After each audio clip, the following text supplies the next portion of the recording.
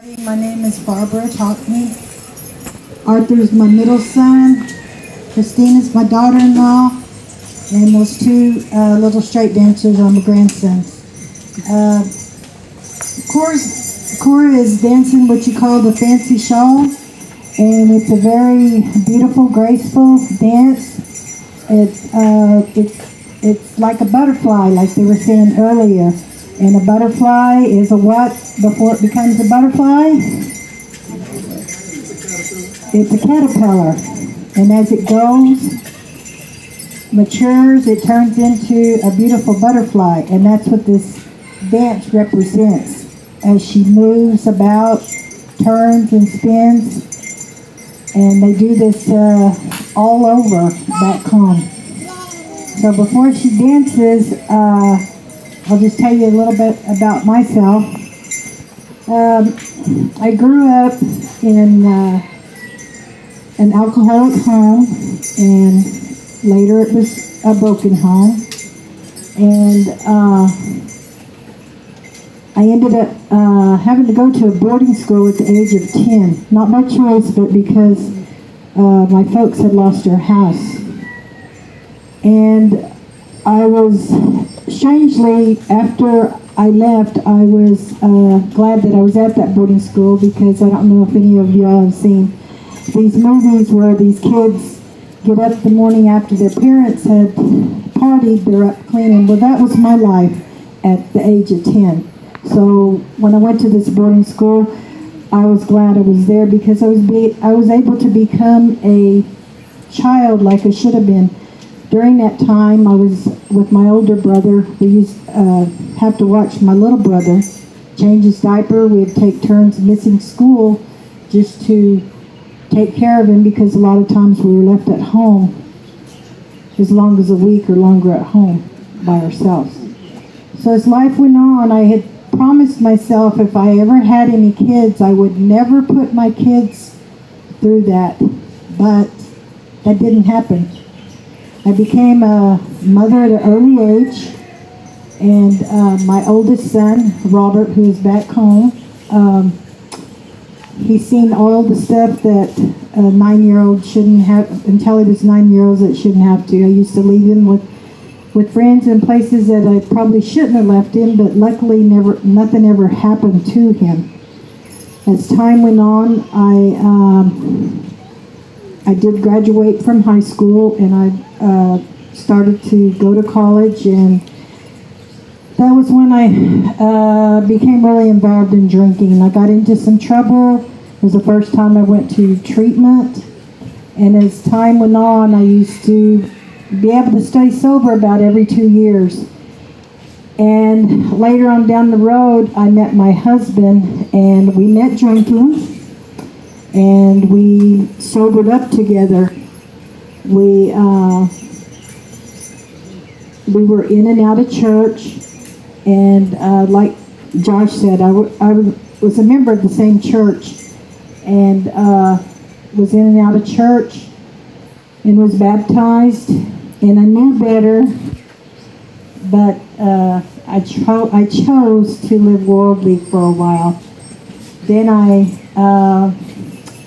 my husband used to, after we got sober, there was a couple of times that I continued to drink, and he would say, if you don't stop, that's it, I'm going to leave you. Well, I didn't believe him, so one Sunday morning I woke up and he had taken all 3 of my sons and they had moved. And so that was my wake-up call. I ended up in detox treatment. Later on down the road, I was reunited with my family. And one of the things I didn't want to do was I didn't want to move from Pawnee. But I had to. I was glad that I did. And like Christy spoke, one of the things that when I got away from AA, I dropped my sponsor.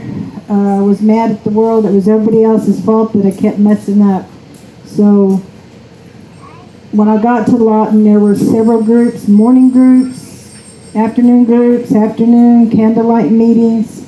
So I had no excuse not to go and to seek the help that I needed. And at that time, our boys were, we had taken in two of my husband's nephews, and then his niece and her baby. So in this 2-bedroom apartment, there was 9 of us in there. And man, that was a test to me. Anyway, later we moved on back to Pawnee, and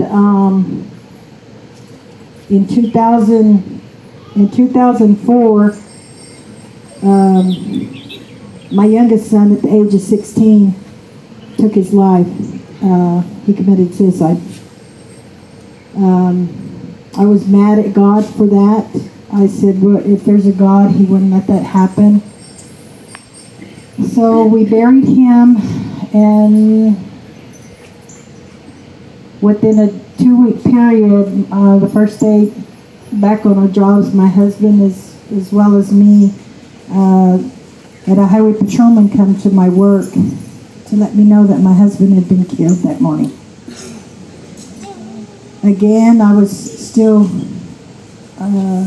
trying to process what had happened to my son. I didn't know how to tell Arthur what had happened. And then my other son had just returned back to New York that morning. Had travel problems, so he had to come back. During all of that, I stayed mad. I didn't want to have anything, because then I was really believed that God was punishing me. I didn't know what I had done so bad that I was being punished like that. So time went on, and what I did is I blowed myself in work.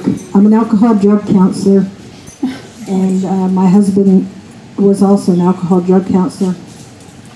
So I continued to, I guess you'd say, fake it till you make it, just floating along. And I knew that I was not happy. Even though I portrayed myself to be happy, I wasn't. I knew there was something missing.